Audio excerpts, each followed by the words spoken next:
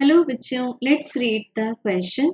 If symbol carry usual meanings, then match the columns. So बच्चों column 1 में है law name and column 2 में है उनसे related mathematical expressions. So हमें columns को match करना है.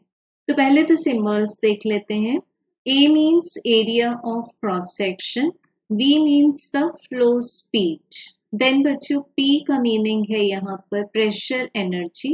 हाफ रो v स्क्वायर में रो है density of liquid, v is the speed, then g is acceleration due to gravity and h is the height of flowing fluid from the reference level. Then बच्चों f है force and a is the area of cross section and fourth entry में v means है the speed of efflux, flow speed from an orifice. So बच्चों हमारे पास A entry है Pascal's law. Pascal's law किसके लिए applicable है? एक enclosed fluid के लिए कि फ्लूइड के हम किसी भी पोर्शन को जब प्रेशर सप्लाई करेंगे तो वो प्रेशर अनडिमिनिश्ड फॉर्म में मींस बिना कम हुए फ्लूइड के हर पार्ट को अप्लाई हो जाएगा. So for this it is taken that pressure is force divided by area. So A entry का आंसर मिलता है हमें 3. Then बच्चों B entry है equation of continuity जो कि हमें बताती है कि फ्लूइड के लिए जो वॉल्यूम फ्लक्स है वो कांस्टेंट रहेगा.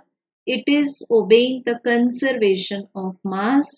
So volume flux means volume divided by time.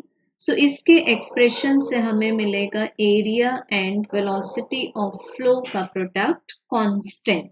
So B का आंसर मिल जाता है 1. अब देखते हैं बच्चों थर्ड टॉरिसेलीज लॉ.